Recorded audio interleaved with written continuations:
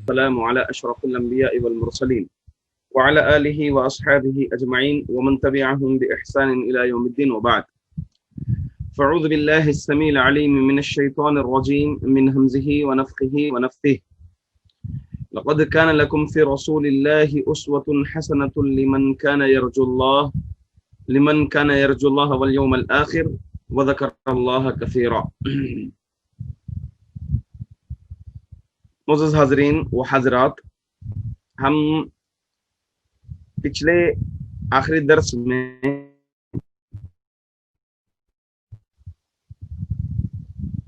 کیا پڑھا تھا؟ عنوان کیا تھا ہمارا؟ اخوت کے بارے میں، مہاجرین اور انصار کے بارے کے درمیان اخوت و بھائی چارگی کے متعلق ہم نے پڑھا تھا. انصار کی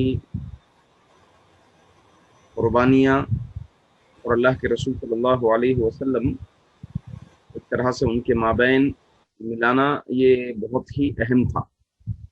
محبتیں ڈالنا اور ایک دوسرے کو ملانا صرف اور صرف ایمان کی بیس پر اور کلمے کی بیس پر یہ بہت اہم اور ضروری تھا اس وقت.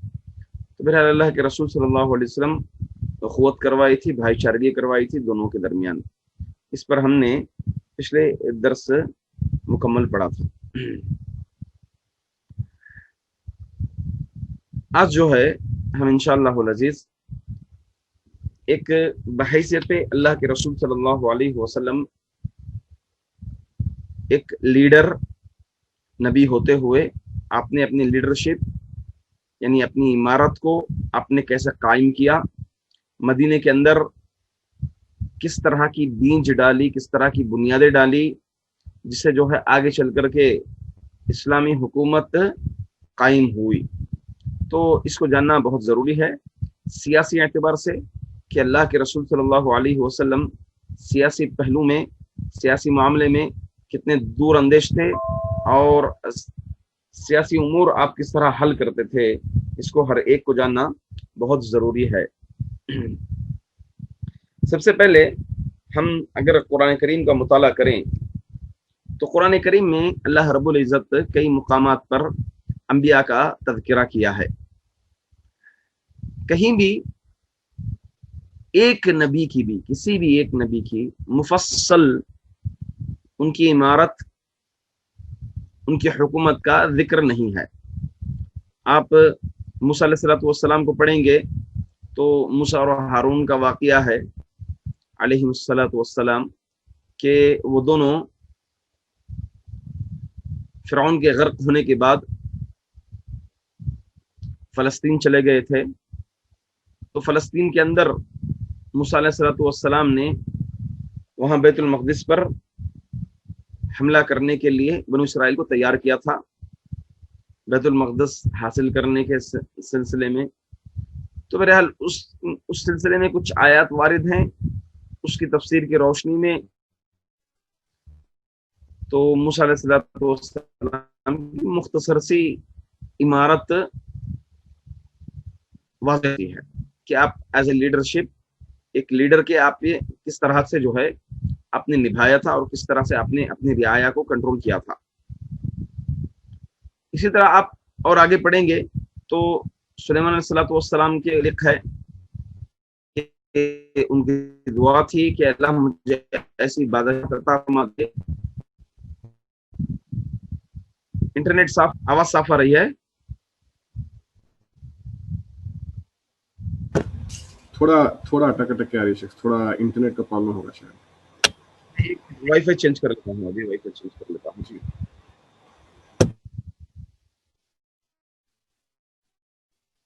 اپنے فون سے ڈال لوں گا انشاءاللہ.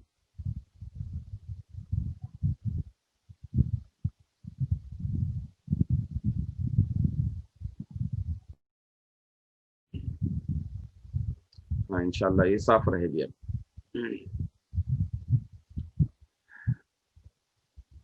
آواز ہے نا صاف ابھی؟ جی آواز صاف ہے الحمدللہ.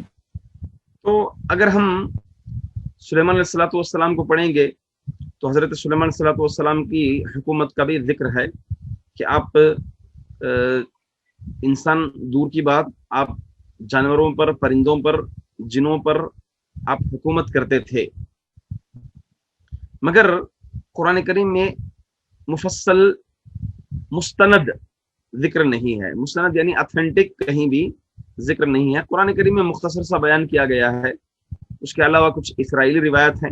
اب اسرائیلی روایت کے سلسلے میں ہمارا ایمان کیا ہے؟ اسرائیلی روایت کے سلسلے میں ہمارا ایمان یہی ہے کہ اس کو نہ اگر ہماری شریعت میں اس کو موافقہ نہیں دیا ہو، ہماری شریعت میں اس کو نہ موافقہ دیا ہو اور نہ مخالفت کی گئی ہو، تو ایسی صورت میں سکوت اختیار کریں گے، ہم دلیل کے طور پر اس کو پیش نہیں کریں گے. تو اسرائیلی روایت میں ہے مستند اتھینٹک جو ہے، کہیں بھی کسی بھی نبی کی حکومت واضح طور پر وارد نہیں ہے. مگر ہمارے لیے بڑی خوش نصیبی ہے اس امت کے لیے کہ اللہ کے رسول صلی اللہ علیہ وسلم کا ہر پہلو، آپ صلی اللہ علیہ وسلم کا ہر معاملہ، آپ کا انصاف، آپ کے فیصلے، جنگوں کا معاملہ، ہر ایک معاملے کو احادیث کی روشنی میں مفصل واضح کر کے علماء اکرام محدثین نے ہم تک یہ حدیثیں پہنچائی ہیں. صحابہ سے، تابعین، تابعین سے طب تابعین، طب تابعین سے طب اتباع تابعین، اس طرح سے سلف صالحین سے ہم تک یہ حدیثیں مع شروحات واضح معانوں کے ساتھ الحمدللہ العزیز ہم تک پہنچے ہوئے ہیں. تو اللہ کے رسول صلی اللہ علیہ وسلم کی یہ زندگی، یہ آپ کی عمارت، یہ آپ کی سیاست ہمارے لیے ہر طرح سے آئیڈیل اور نمونہ ہے. تو کہنے کا مطلب یہ ہے کہ انبیاء کی حکومتیں اس سے پہلے جو قرآن میں ذکر کی گئی ہیں، تو انبیاء کی حکومتیں مفصل کہیں بھی ہمیں نہیں ملتی، مستند بھی ہمیں کہیں بھی نہیں ملتی. مختصر ہی جو قرآن کریم نقشہ کھینچا ہے، مختصر سی حکومتوں کا تذکرہ، ان کی عمارت کا تذکرہ ذکر ہوا ہے.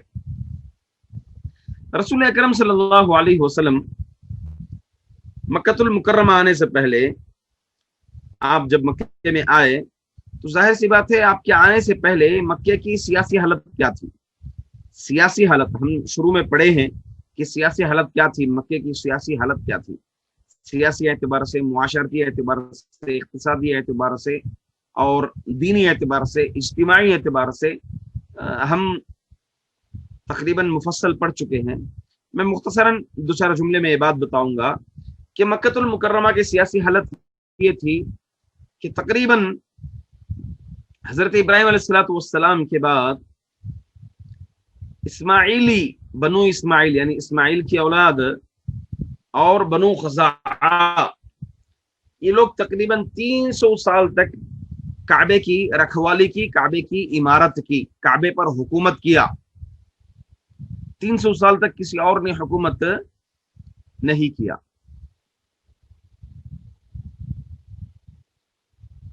اس کے بعد جو ہے قصے، جو ہم اللہ کے رسول صلی اللہ علیہ وسلم کے سلسلے نسب میں پڑھیں گے، قصے بن کلاب. تو قصے بن کلاب بڑے انصاف پسند تھے آدمی، اور انہوں نے بہت ہی اچھے انداز سے حکومت کی وہاں پر. اور وہ جو ہے مختلف قبیلوں میں رفادہ کا معاملہ، سقایت الحاج کا معاملہ، لواء کا معاملہ، یہ سب ہم تفصیل سے پڑھے ہیں. یعنی کعبے کو کپڑا اڑانے کے سلسلے میں، کعبے کی چابیوں کے سلسلے میں، کعبے کے خزانے کی حفاظت، اسی طرح سے حاجی آئے تو پانی پلانے کی ذمہ داری، ہر ایک قبیلے میں آپ تقسیم کر رکھے تھے. قصے بن کلاب بڑے انصاف سے اور بڑے اچھے انداز سے آپ نے قائم کی رکھی تھی.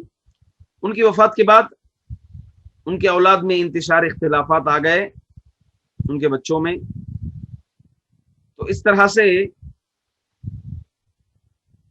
عصبیت کی بیس پر وہاں سے یہ سب عمارتیں، یہ سب پوسٹ مختلف قبیلے والوں کو ملے تھے عصبیت کی بیس پر. اور اس میں بھی جو اونچے قبیلے والے ہوتے، جو اونچے نسب والے ہوتے، تو انہیں جو ہے یہ سب پوسٹ ملے رکھے تھے नॉर्मल से जो छोटे नस्ब वाले होते हैं उन तमाम को इन पोस्टों से महरूम कर दिया गया था। मुकम्मल बेइंसाफी पर ये सब चीजें तय थी। अब जाहिर सी बात है, मक्के का मामला क्या था? मक्के की हुकूमत ना तो जमहूरी एतबार से थी और ना ही जो है एक दीनी एतबार से थी, मजहबी एतबार से थी, बल्कि हर कबीले की अपनी अपनी हुकूमत थी। हर कबीला जो है हुकूमत कर रहा था। अब जो ताकतवर का है वो कमजोर कबीले को दबा देता था और लूट लेता था। ये सब मामला मक्के के अंदर हम पढ़े और सुने आ रहे थे इससे पहले। तो ये मुख्तसर सी मक्के की सियासी हालत। फिर अल्लाह के रसूल सल्लल्लाहु अलैहि वसल्लम आए मक्के के अंदर। आप सल्लल्लाहु अलैहि वसल्लम के सामने भी कई चीजें जो है वाज़ेह थी। उसके बाद जब अल्लाह के रसूल सल्लल्लाहु अलैहि वसल्लम हिजरत करके मदीना आ गए तो मदीने का मामला क्या था? मदीने में भी सियासी लिहाज नहीं रखा गया था।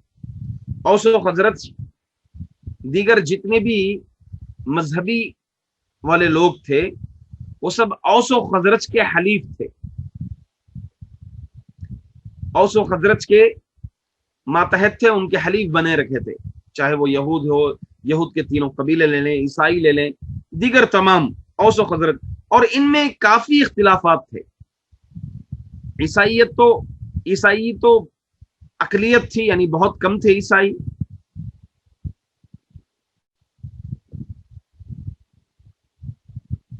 वहां पर भी मदीने में भी कबाइली निजाम बन गया था। अब औस की शाखें, फिर खजरज की शाखें।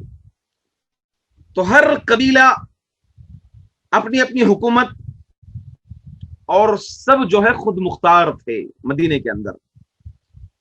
हर कबीले की सरकारी खजाना एक अलग था। तमाम कबीले वालों को इकट्ठा करने के लिए, जमा करने के लिए कोई अथॉरिटी नहीं थी, कोई मुंजबित मजबूत अथॉरिटी नहीं थी। हर कबीला खुद मुख्तार था मदीने मुनव्वरा के अंदर। तो अल्लाह के रसूल सल्लल्लाहु अलैहि वसल्लम ऐसे शहर में, मदीने में, किस तरह से आपने पॉलिसियां कायम की, किस तरह से अथॉरिटी कायम की, इसको हम इंशाअल्लाह आज इसी को हम जानेंगे। अगर कोई अल्फाज आप लोगों को मुश्किल लग रहे हैं उर्दू के वगैरह, आप इंशाअल्लाह दोबारा पूछ सकते हैं। तो बिइज़्निल्लाह ताला मैं दोबारा बताऊंगा, कोई मुश्किल नहीं है, ताकि समझ करके चले इंशाअल्लाह। तो आप देखिए, अल्लाह के रसूल सल्लल्लाहु अलैहि वसल्लम जब मक्के में थे, सियासी एतबार से, सियासत चाहे वो जंगों में हो, सियासत चाहे वो फैसला करने में हो, सियासत चाहे वो खतूत लिखकर भेजने में हो, हर एतबार से अल्लाह के रसूल सल्लल्लाहु अलैहि वसल्लम की अपनी मिसालें या आपको एक तजुर्बा और तैयार किया गया कि आप सियासी एतबार से मक्के से ही तैयार थे कि कैसे सियासत को अंजाम दिया जाए। आप एक लीडर की हैसियत से आपके सामने कई ऐसे वाकयात आए थे जिसको आपने बखूबी निभाया था। जैसे आप 14 साल की उम्र के थे तो जंगे फुज्जार वाकई हुई थी। तो उस जंग में आप सल्लल्लाहु अलैहि वसल्लम बाकायदा तौर पर देखे थे कि तीरंदाज किस तरह से रहते हैं और तीरों को कैसे चलाया जाता है और कैसे जो है जंगी फौज को तैयार किया जाता है। तो तकरीबन आप देखें, कुरैश के कई कबाइल अब्दुल्लाह बिन जदान की निगरानी में, अब्दुल्लाह बिन जदान नहीं, ये कुरैश के आपसी कबाइल में एक दूसरे से जंग होती थी, जंगे फुज्जार के नाम से मशहूर व मारूफ है। मैं तफसील से ये पढ़ाया हुआ हूं। तो जंगे फुज्जार में अल्लाह के रसूल सल्लल्लाहु अलैहि वसल्लम 14 साल की उम्र में اپنے چچاؤں کو تیر اٹھا کر کے دے رہے ہیں آپ،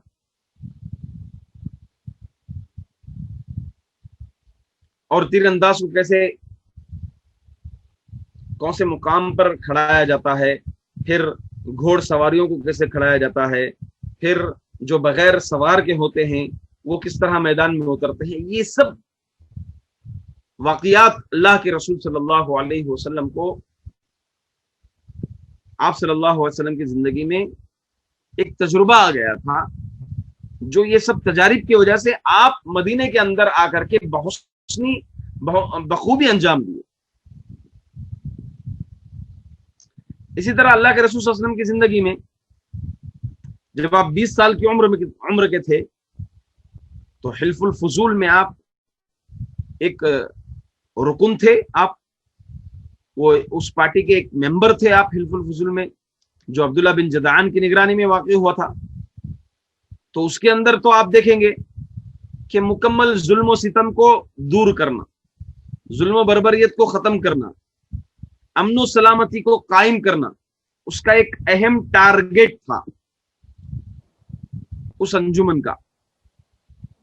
تو اللہ کے رسول صلی اللہ علیہ وسلم اس کے اندر بحیثیت ممبر شریک ہو کر کے آپ، حتیٰ کہ بعد میں بھی مدینے میں جب رہتے تھے اس کا تذکرہ آپ کیا کرتے تھے۔ اس بات کی علامت ہے کہ اللہ کے رسول صلی اللہ علیہ وسلم پیس قائم کرنے کے لیے، انسانیت کو باقی رکھنے کے لیے آپ کو ایک مکمل طرح سے تجربہ مل چکا تھا کہ کیسے انسانیت کو قائم کیا جائے، کہ کیسے پیس قائم کی جائے معاشرے کے اندر، امن و سکون کیسے قائم کیا جائے۔ تو یہ حلف الفضول سے آپ کو سبق مل چکا تھا۔ اسی طرح آپ کے سامنے ایک واقعہ حجر اسود کا آیا، تو حجر اسود کا فیصلہ اللہ کے رسول صلی اللہ علیہ وسلم کا بڑا حکیمانہ فیصلہ کہ تنازعات، اختلافات، انتشارات کو کیسے ختم کریں، اختلافات انتشارات کو کیسے ختم کریں، کیسے باہم متحد کریں قوم کو۔ آپ کے اس فیصلے سے اندازہ لگایا جا سکتا کہ حجر اسود صرف ایک چھوٹی سی بات تھی کہ ہر قبیلہ تلواریں اٹھا لیے کہ پتھر میں رکھوں گا، تلواریں اڑ گئی تھی، قریب تھا کہ جنگیں ہوتی تھی حرم کے اندر۔ تو پھر اللہ کے رسول صلی اللہ علیہ وسلم کے فیصلے پر جب راضی ہوئے تو آپ صلی اللہ علیہ وسلم اس اتحاد قائم کرنے، اس اختلافات کو دور کرنے کے لیے آپ نے کیا کیا کہ پورے قبیلوں کے ایک سردار کو حکم دیا کہ ہر کوئی اس چادر کو، ایک چادر منگوائی، چادر میں پتھر رکھ دیا حجر اسود کو، کہا کہ ہر کوئی اپنا اپنا کنارہ پکڑے، چادر کا کنارہ پکڑے، تاکہ ہر قبیلے کو وہ اعزاز حاصل ہو جائے۔ جب اعزاز حاصل ہو جائے گا تو معاملہ یہ اختلافات، انتشارات ختم، دل صاف ہو جاتے ہیں۔ تو اللہ کے رسول صلی اللہ علیہ وسلم کا یہ فیصلہ اور یہ تجربہ کہ اختلافات کو کیسے ختم کیا جائے، اتحاد کو کیسے لاگو کیا جائے امت کے اندر، صلی اللہ علیہ وسلم کی زندگی میں ہو گیا تھا۔ اور تو اور جب مسلمانوں کو تکلیفیں دینا شروع ہوئے، ظلم و بربریت کے بازار گرم ہوئے، تو اللہ کے رسول صلی اللہ علیہ وسلم مسلمانوں کو ہجرت کرنے کا، حبشہ کی طرف ہجرت کرنے کا حکم دیا۔ حبشہ کی طرف جب ہجرت کر کے گئے تو اللہ کے رسول صلی اللہ علیہ وسلم بادشاہ کے نام پر ایک خط لکھ کر کے بھیجے تھے، نجاشی کے نام پر ایک خط لکھ کر کے بھیجا تھا۔ آپ اگر اس خط کا ایک حرف پڑھیں گے، ایک جملہ پڑھیں گے، تو آپ اس میں واضح ہو جائے گا کہ آپ ایک جلیل القدر لیڈر ہیں، آپ انصاف پسند لیڈر ہیں۔ تو واقعی جو ہے بڑی باریکیاں، کہنے کا مطلب کیا ہے کہ مدینے کے اندر اللہ کے رسول صلی اللہ علیہ وسلم نے جو حکومت قائم کی، پورے جو بکھرے ہوئے فرقوں کو، بکھری ہوئی جماعتوں کو، بکھرے ہوئے مذہبوں کو آپ نے جو ایک پلیٹ فارم پر جو لایا، اس کے کچھ تجارب اللہ کے رسول صلی اللہ علیہ وسلم کو مکے میں مل گئے تھے۔ جیسے جنگ فجار، جنگی میدان میں کیسی پالیسیاں اپنائی جائیں، تو جنگ فجار سے آپ کو سبق مل گیا تھا۔ انصاف کیسے قائم کیا جائے، تو آپ جو ہے حجر اسود کا واقعہ، اختلافات کو کیسے دور کیا جائے، حجر اسود کا واقعہ آپ کے سامنے واضح ہے۔ پھر جو ہے امن و شانتی کیسے قائم کیا جائے کہ سکون سے عبادت کر سکیں، تو آپ کے سامنے جو ہے حلف الفضول کا واقعہ ہے، حلف الفضول کا تجربہ آپ کے ساتھ ہے۔ اسی طرح آپ اسلام کی طرف کیسے مدعو کریں، لوگوں کو اپنی زبان اور اپنی تحریر سے لوگوں کو کیسے متوجہ کریں، اپنی طرف مانوس کریں، تو اس کے لیے جو ہے آپ کے پاس حبشہ کی طرف جو مکاتب و خطوط آپ بھیجے تھے، اس کا واقعہ مشہور و معروف ہے، اس کا تجربہ اللہ کے رسول صلی اللہ علیہ وسلم کے ساتھ ہے۔ تو یہ مختصر سے تجارب اللہ کے رسول صلی اللہ علیہ وسلم کو مدینے کے اندر حکومت قائم کرنے کے لیے آسانی ہو گئی۔ بات سمجھ میں آئی؟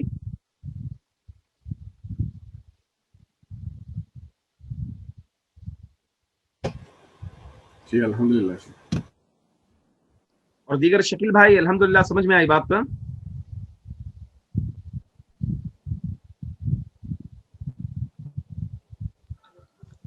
جی شیخ السلام علیکم۔ السلام رحمۃ اللہ، کیسے شکیل بھائی، سمجھ میں آ رہا ہے؟ الحمدللہ شیخ۔ کلاس میں ایسا ہوتا ہے کہ کچھ پڑھا کر کے پوچھ لیتا ہوں یا پھر دہراتے ہیں، اگر اس میں بھی کچھ سمجھ میں نہیں آتا ہے تو انشاءاللہ دہراؤں گا، کوئی مشکل نہیں ہے۔ باقی دیگروں کو الحمدللہ سمجھ میں آ رہا ہے نا؟ کوئی مشکل الفاظ اگر ہو تو میں آسان جملے یوز کرنے کی کوشش کر رہا ہوں، اگر کچھ مشکل الفاظ ہو تو آپ انشاءاللہ العزیز پوچھ سکتے ہیں، کیونکہ کلاس ہے، بیان نہیں ہے، خطبہ نہیں ہے، تو اس میں کوئی بھی سوال ہو تو انشاءاللہ العزیز کر سکتے ہیں، کوئی حرج نہیں باذن اللہ تعالی۔ تو اب تک میں نے یہ بتایا کہ مکے کے حالات اور مدینے کے حالات حکومتی اعتبار سے، سیاسی اعتبار سے کیسے تھے۔ اللہ کے رسول صلی اللہ علیہ وسلم مکے میں تھے تو سیاسی اعتبار سے کیسے حالات تھے، مکے کی تاریخ مختصر سے سیاسی اعتبار سے، اور پھر مدینے کے حالات کیسے تھے کہ سب بٹے ہوئے تھے۔ تو ایسے اس میں اللہ کے رسول صلی اللہ علیہ وسلم اسلامی معاشرے کا قیام کیا۔ وہ تو بہرحال اسلامی معاشرہ تو بعد میں عمل میں آیا، مگر اس کے لیے جو آپ اصولیں، جو بنیادیں ڈالی تھی، وہ بڑی بڑی بڑی باریکی اور آپ کی دور اندیشی تھی کہ یہودیوں کے ساتھ آپ نے جس طرح سے موافقہ لیا تھا، بڑی دور اندیشی تھی۔ میں انشاءاللہ آپ کو آگے بتاؤں گا باذن اللہ تعالی۔ تو اللہ کے رسول صلی اللہ علیہ وسلم کتنے چیزیں رکھے تھے، کیا کیے آپ صلی اللہ علیہ وسلم؟ سب سے پہلے آپ مدینہ جانے کے بعد پورے مختلف قبیلے کے سرداروں کو آپ صلی اللہ علیہ وسلم بلائے، ایک جگہ پر آپ نے سب سے پہلے جمع کیا۔ اب مدینے میں کوانٹٹی کے اعتبار سے مسلمان تھے، یہود تھے۔ اب وہ اوس و خزرج کے اکثر کیا ہے، اسلام قبول کر چکے تھے، کچھ ہی تھے مشرک۔ تو مدینے کے اندر مشرک بھی تھے، کچھ ہی مقدار میں تھے، ان کا کیا ہے کوئی ایک بیس نہیں تھا، کیونکہ تقریباً سردار جو ہے اسلام قبول کر لیے تھے، تو وہ گنتی میں آ چکے تھے، مشرک تھے۔ پھر اسی طرح سے یہودی تھے، مسلمان تھے، عیسائی بہت کم تھے، بہت شاذ و نادر تھے۔ اس کے علاوہ کچھ کہا جاتا ہے کچھ پارسی تھے، واللہ عالم بالصواب، ایران سے آئے ہوئے وغیرہ اس طرف کے کچھ احباب تھے۔ تو میرے کیف اصل جو تھے وہ مسلمان اور یہودی۔ پھر اس کے علاوہ منافق تو تھے، وہ داخلی اعتبار سے مسلمانوں کے دشمن تھے، داخلی اعتبار سے، اندرونی اعتبار سے۔ اب اللہ کے رسول صلی اللہ علیہ وسلم جو مین مسئلہ آپ کے سامنے کھڑا تھا موافقہ لینے کے سلسلے میں، وہ یہود ہی تھے۔ اب یہ ایک پلس پوائنٹ مسلمانوں کے لیے یہ تھا کہ یہودیوں کے جو 3 قبیلے تھے، خود ان میں اتحاد نہیں تھا، خود وہ تینوں مل کر کے اپنا ایک لیڈر نہیں چنے تھے۔ تو ان کا وہ اپنے اس میں تھا، نذیر اپنے اس میں تھا، ہر ایک قبیلہ یہودیوں کے جو 3 قبیلے تھے، قریظہ، بنو نذیر، اسی طرح بنو قینقاع، یہ تینوں قبائل اپنے اپنے معاملات دیکھتے تھے، اور یہ تینوں کا بھی ایک پلیٹ فارم نہیں تھا ان کے لیے بھی۔ تو اس لیے آسانی ہوئی، اللہ کے رسول صلی اللہ علیہ وسلم مسلمانوں کا ایک پلیٹ فارم بن گیا تھا الحمدللہ۔ تو آپ صلی اللہ علیہ وسلم क्या किए, यहूद और मुसलमानों के माबैन, पूरे फिरकों के माबैन, पूरे मजहबों के माबैन आपने जमा किया और बाकायदा तौर पर एक मुंजबित, पूरों को जमा करने के लिए एक अथॉरिटी, मुंजबित अथॉरिटी आपने कायम कर दी। उसमें खास तौर से आपने जो बुनियादें रखी थी वो आगे चल करके इस्लामी हुकूमत कायम करने के सिलसिले में बहुत आसानियां हो गई थी। क्या बुनियादें रखी थी? सबसे पहली चीज, तमाम मुसलमानों को और तमाम यहूदियों को मुकम्मल मजहबी आजादी होगी। यहूदी अपनी इबादत करेंगे, ईसाई अपनी इबादत करेंगे और मुसलमान खुल करके अपनी इबादत करेंगे। कोई भी किसी की इबादत में दखल अंदाजी नहीं करेगा। देखिए, जमहूरी हुकूमत, जमहूरियत उसी को कहते हैं। जैसे हिंदुस्तान में कानून है कि हर एक मजहब वाले को जो है मजहबी एतबार से मुकम्मल आजादी है। मुसलमान को मुसलमान की आजादी है, ईसाई को वहां आजादी है, वहां पर क्रिश्चियन को, बुद्धिज्म को, सबको आजादी है। तो मजहबी एतबार से अल्लाह के रसूल सल्लल्लाहु अलैहि वसल्लम ने जो है सबसे पहले कानून ये डाला कि तमाम को आजादी है, मगर कानून के एतबार से, सियासत के एतबार से एक कानून होगा सबके लिए। देख लिया आप, बुनियाद देखें किस तरह रखी। सियासी एतबार से कानून सबके लिए एक होगा। अगर कोई मुसलमान यहूदी का माल नहीं छीनेगा, यहूदी मुसलमान का माल नहीं छीनेगा। अगर यहूदी बेइंसाफी करता है तो उसको सजा मिलेगी, मुसलमान अगर यहूदी के साथ मामला गलत करता है तो उसको भी सजा मिलेगी। जमहूरी एतबार से आपने कानून लागू किए। और बुनियादी चीज, ये सबसे अहम है, आपने ये बीज डाली, ये बुनियाद रखी कि इख्तिलाफी मामलात में, इख्तिलाफी मामलात में तमाम को अल्लाह और उसके रसूल की तरफ लौट कर आना होगा। यानी अल्लाह और उसके रसूल का फैसला, यानी कुरान और रसूलुल्लाह सल्लल्लाहु अलैहि वसल्लम का फैसला वहां पर चलेगा, लागू हुएगा। यानी मिसाल के तौर पर अगर जिना होगा तो इस्लामिक रूल से सजा दी जाएगी। ये ना एक वाकया ये हुआ था कि एक यहूदी चोरी वगैरह, चोरी या जिना, मुझे गालिबन बिज्जत हदीस है वो, मैं भूल रहा हूँ, ला वमानसानी मिल्ला शैतान। तो बहरहाल एक वाकया यहूदी से गलती, चोरी या जिना का, इस तरह से कोई वाकया पेश आया था। तो जब अल्लाह के रसूल सल्लल्लाहु अलैहि वसल्लम कुरान से फैसला करने जा रहे थे तो कहा कि हमारे किताब से आप फैसला करें, जबकि उसमें भी जो है यही मामला था कि यही हुक्म था, यही सजा थी। तो बहरहाल यहूदी जब पढ़ रहे थे, जब अल्लाह के रसूल सल्लल्लाहु अलैहि वसल्लम ने कहा कि लाओ तो तौरात ला करके आप बाकायदा तौर पर पढ़ो, तो जब पढ़ी गई तो उसके अल्फाज में अदली बदली करना शुरू कर दिए। तो अल्लाह के रसूल सल्लल्लाहु अलैहि वसल्लम को वही के जरिए मालूम हो गया था। तो ये वाकया मारूफ है और मशहूर है। तो फिर अल्लाह के रसूल सल्लल्लाहु अलैहि वसल्लम ने ये जो बुनियाद रखी कि हतमी फैसला, आखिरी ऑर्डर, आखिरी फैसला रसूलुल्लाह सल्लल्लाहु अलैहि वसल्लम करेंगे, और वो किताबुल्लाह और आप अपने फैसले से, यानी सुन्नत रसूल से आप सल्लल्लाहु अलैहि वसल्लम करेंगे। तीसरी चीज, ये भी बड़ी बुनियाद थी, वो ये कि बाहर से अगर कोई भी हमलात होंगे मदीने पर, मदीने को अगर खत्म, मदीने पर किसी भी मजहब को, या चाहे यहूदी पर अगर हमला हो रहा है तो मुसलमान खड़े होंगे, चाहे मुसलमान पर हमला हो रहा है तो यहूदी खड़े होंगे।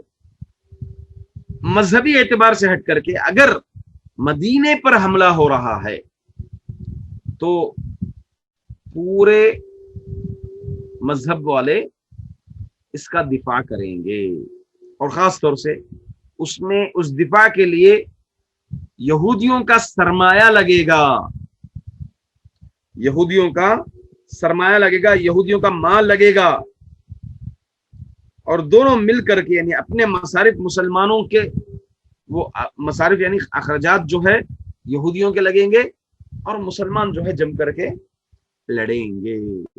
ये भी एक बात जो है बुनियादी तौर पर जैसे ही कायम हुई, जिसका नतीजा ये निकला कि आगे जो है इस्लामी रियासत, इस्लामी हुकूमत कायम, जो फतेह मक्का के बाद जिस तरह से कायम हो गई, तो अल्हम्दुलिल्लाह बहुत ही कारआमद हुई। अब यहाँ पर एक सवाल अक्सर मौर्रिखीन में सिबला ज़री रहमतुल्लाह रहमतुल्लाह अलैहि वगैरह सब जो है, अक्सर मौर्रिखीन ने जिक्र ये किया है कि मुआहदा एक ही हुआ था। मुआहदा यानी जो आपस में मजहबी एतबार से यहूद और मुसलमानों के दरमियान हुआ था, एक ही मुआहदा हुआ था। दूसरे मुआहदे का अक्सर मौर्रिखीन जिक्र नहीं करते। दूसरा एक और मुआहदा अल्लाह के रसूल सल्लल्लाहु अलैहि वसल्लम मुहाजिरीन और अंसार के दरमियान कायम किए थे। वो यानी हर एक को तकवे की बुनियाद पर फौकियत दी जाएगी।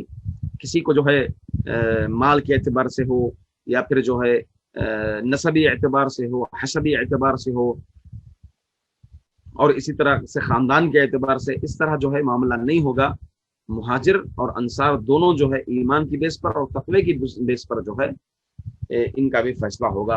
तो अल्लाह के रसूल सल्लल्लाहु अलैहि वसल्लम दो मुआहदे किए थे, एक तो मुहाजिरिन और अंसार, और ये मुआहदा शुरू में ही हो गया। शुरू में ही अल्लाह के रसूल सल्लल्लाहु अलैहि वसल्लम जब आए तभी हो गया था।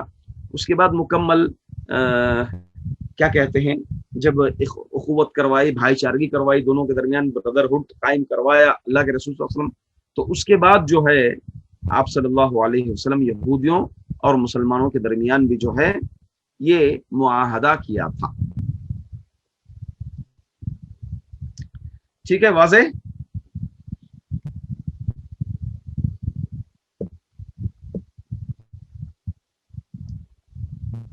अल्हम्दुलिल्लाह।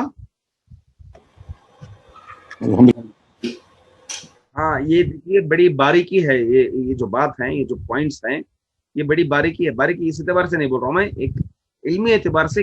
अब मैं इंशाल्लाह आगे आप लोगों को एक चीज बताऊंगा मैं इंशाल्लाह, जिसकी वजह से आज कई मुसलमान जहनी एतबार से खवारिजी अफकार आज मुसलमानों के दरमियान आ रहे हैं। मैं इंशाल्लाह अज़ीज़ अभी बताने जा रहा हूँ आपको, आप इसको गौर से सुने इंशाल्लाह अज़ीज़ कि कैसे इस्लामी हुकूमत कायम हुई, कैसे खिलाफत कायम हुई, उस चीज को इंशाल्लाह आपके सामने वाज़ेह हो जाएगा। तो मेरे अल्लाह के रसूल सल्लल्लाहु अलैहि वसल्लम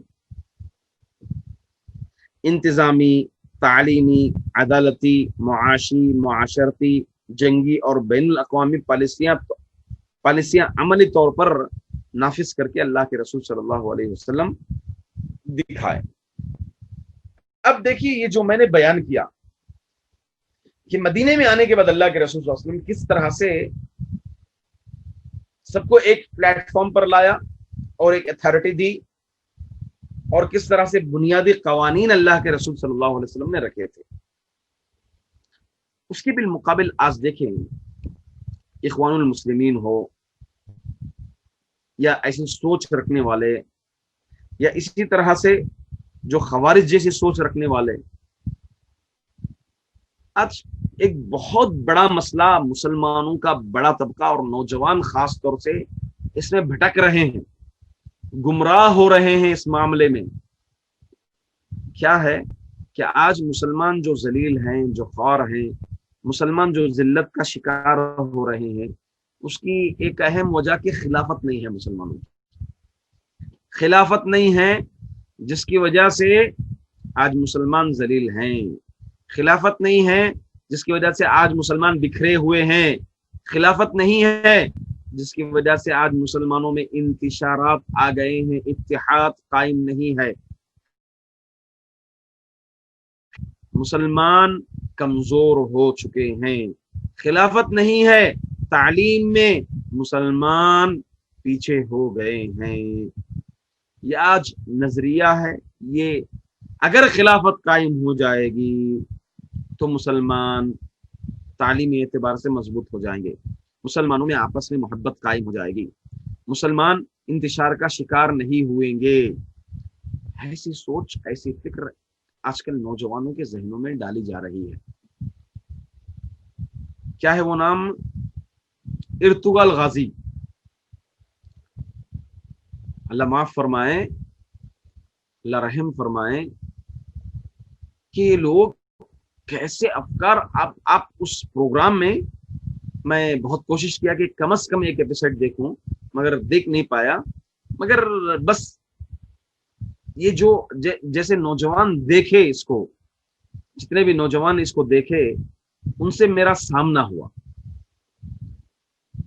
बहस हुई, मुबाहसा हुआ, तो नौजवान अच्छे खासे अकीदा रखने वाले, सलफ का अकीदा रखने वाले इस प्रोग्राम को देख करके काफी ऐसी सोच, ऐसा फिक्रा इनके अंदर आ गया है। सऊदी अरब जैसी पाक हुकूमत को जो तौहीद की बेस पर कायम हुई है, हाँ खामियां एक अलग बात है, कुछ खामियां हैं जो आ गई हैं, कुछ बुराइयां आई हैं, वो बात अलग है, मगर ऐसी हुकूमत जो तौहीद की बेस पर कायम हुई है, उस हुकूमत को गालियां देते हैं, उस हुकूमत को निशाना बनाया जाता है। और ये तुर्की हुकूमत जो शिर्क के दलदल में फंसी हुई है, शीयत खुल खुल करके है वहां पर, खारिजियत और इसी तरह से इखवानियत जो तुर्की में बसी हुई है, ऐसी सोच को, ऐसी तुर्की को जो है आज मुसलमान ऊंचा दिखा रहे हैं कि तुर्की को चाहिए कि वो पूरी दुनिया पर काबिज हो जाए। नऊज़ बिल्लाहि मिन ज़ालिक। कैसे ये मुमकिन है? ये कैसी सोच है? आप देखें खिलाफत कितने साल रही। अल्लाह के रसूल सल्लल्लाहु अलैहि वसल्लम ने फरमा दिया हदीस शरीफ में कि मेरे बाद 30 साल तक तकरीबन खिलाफत होगी, उसके बाद जो है मुलूकियत यानी बादशाहत आ जाएगी। सन 100 हिजरी के पहले ही हुकूमतें आ गई थी, मिल्कियत आ गई थी, खिलाफत खत्म हो गई थी। कितने सहाबा थे, किसी सहाबी ने भी गलत नहीं समझा इस चीज को। कोई सहाबी भी जो है इसको टारगेट नहीं बनाया कि कम से कम जो है ये खिलाफत ही होना चाहिए था, तभी जो है मुसलमान कामयाब हो सकते थे। तो क्या ये सहाबा की सोच गलत थी? नऊज़ बिल्लाहि मिन ज़ालिक। कितने ताबईन, कितने तब से लेकर के अब तक भी खिलाफत तो नहीं आई, मुलूकियत थी, बादशाहत थी, बादशाही सिस्टम था, शाही सिस्टम था। मगर आज ये ऐसे अफकार नौजवानों के जहनों में डाले जा रहे हैं कि असल है तो खिलाफत, उसमें ये जाहिर किया जा रहा है कि इस्लाम तलवार के जोरों से फैला, खिलाफत अगर पानी है तो तलवार लेकर के, ऐसी फिक्र लेकर के कितनी। अभी करीब जो है ISIS इराक के अंदर वो पैदा हुआ, वो अपना बोलबाला, अबू बकर जज़ायरी अपना बोलबाला शुरू किया। कितने लोग गए, कितने लोग उससे लिंक में, कितने लोग भटके, पता नहीं उन लोगों का हुआ क्या। तो ये सब ऐसे अफकार लेकर के आते हैं, ये सोच अपने अंदर, ये सही इस्लाम का और सही सीरत का मुताला नहीं होने की बिना पे, सही सीरत नबी सल्लल्लाहु अलैहि वसल्लम को वो लोग नहीं पढ़े, जिसकी वजह से ये ऐसी चीजों के शिकार हो रहे हैं, अपने बच्चों को दिखा रहे हैं कि बच्चों को तलवार अभी से लेना है। ये कैसा इस्लाम लोगों के जहनों में आ रहा है, सोचने की बात है, और ये चीज तवज्जह की बात है। देखिए मैं आपको बताऊंगा कि इस्लामी मुआशरा कैसे कायम हुआ। हम इंशाल्लाह आगे थोड़ा और मुफस्सल पढ़ेंगे कैसे मामला कैसे, या फिर एक पाकीज़ा मुआशरा कायम होने के लिए, खिलाफत कायम होने के लिए क्या चीज होनी पड़ती है, जो कि आज के दौर में नामुमकिन है। आज के दौर में नामुमकिन है। सबसे पहले खिलाफत, एक पाकीज़ा मुआशरा बनाना पड़ेगा। खिलाफत कायम करने के लिए एक पाकीज़ा मुआशरे की जरूरत है। कहाँ है पाकीज़ा मुआशरा? भाई भाई का दुश्मन है, बाप बेटे का दुश्मन है, माल के सिलसिले में एक दूसरे का माल हड़प करने में मुंतजिर है, खानदान वाले जो है माल के सिलसिले में कितने अमानतें कहाँ हैं आज, खयानतें हैं लोगों में, झूठ है, जिनाम है। अल्लाहु अकबर। कैसे कायम होगा? आप देखिए, पहली चीज कायम होने के लिए पाकीज़ा मुआशरा, तमाम के तमाम को एक ही अल्लाह को माबूद बनाना पड़ेगा। है कितने लोग इस्लाम का दावा करने वाले, कितने लोग अपने आप को मुसलमान कहने वाले, क्या वाकई अमली तौर पर एक अल्लाह का दावा है? अमली तौर पर, प्रैक्टिकली तौर पर? हाँ, मुसलमानों में शिर्क घुसा हुआ है, शिर्क की दलदल में फंसे हुए हैं, खिलाफत की बात कर रहे हैं, अपने आप को मुसलमान कह रहे हैं, शिर्क की दलदल में फंसे हुए हैं। कहां से खिलाफत कायम होगी? कहां से पाकीज़ा मुआशरा बनेगा? नामुमकिन है। हर मामलात में कुरान को, हर मामलात में اللہ کے رسول صلی اللہ علیہ وسلم کی زندگی کو اسوہ حسنہ، اسوہ کاملہ بنانا پڑے گا، تب تک پاکیزہ معاشرہ قائم نہیں ہوگا۔ یہی فرمایا حدیث میں اللہ کے رسول صلی اللہ علیہ وسلم کہ کیا ہے اصل بیس؟ اصل بیس خلافت ہے۔ خلافت ہو تو مسلمان کامیاب ہو جائیں گے؟ نہیں میرے بھائیوں، بلکہ جو ہے خلافت نہیں ہے، اصل چیز قرآن اور سنت کی طرف پہلے لوٹ کر کے آنا ہے ان کو۔ ایک اللہ کی طرف اپنی خواہشات، نفسانی خواہشات کو دبانا پڑے گا، اپنے یہ عقلی افکار کو، اپنے عقلی نظریات کو شریعت کے تابع بنانا پڑے گا، دلیلوں کے تابع بنانا پڑے گا۔ تب تک جو ہے قائم نہیں ہوگی، پاکیزہ معاشرہ نہیں بنے گا۔ آج کے دور میں اللہ کے رسول صلی اللہ علیہ وسلم کی پیشن گوئی کے تحت ناممکن ہے۔ حدیث میں اللہ کے رسول صلی اللہ علیہ وسلم نے کہہ دیا کہ اس کے بعد ملوکت قائم ہوگی، بادشاہت قائم ہوگی۔ اور ہاں، علم و بصیرت کو رہنما بنایا جائے، عدل و انصاف کا پرچم لہرایا جائے،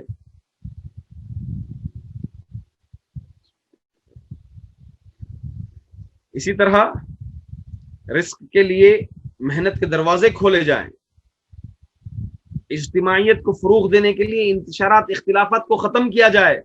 کہاں اختلافات؟ کتنے اختلافات ہیں ہمارے میں، معلوم ہے؟ جماعتیں، فرقے کتنے فرقے آ گئے ہیں آج ہمارے پاس۔ اللہ کے رسول اس وقت پیشن گوئی کر دیے تھے کہ 72 فرقے ہوں گے، پھر فرقوں میں بھی ایک مسجد نہیں چلا سکتے ہم لوگ، اللہ اکبر، ایک مدرسہ نہیں چلا سکتے ہم لوگ آج۔ ایک مسجد چلانا ہے تو وہاں سیاست ہے، ایک جماعت نہیں چلا سکتے، ایک جمعیت نہیں چلا سکتے ہم لوگ۔ ایک جمعیت چلانے میں ہر ایک کو سیٹ کی ہوس لگی ہوئی ہے، ہر ایک سیٹ کا منتظر ہے، خواہش مند ہے، سیٹ مجھے مل جائے، صدارت کا پوسٹ مجھے مل جائے۔ ہر ایک میں بن جاؤں تو میں مال ہڑپ کروں گا، وہ بنے گا وہ مال ہڑپ کر کے ہضم ہو جائے گا، وہ آئے گا وہ ہڑپ کر کے ہضم ہو جائے گا۔ پورا کھیل تماشا بنا دیا ہے۔ خلافت کی بات کر رہے ہیں، اللہ اکبر۔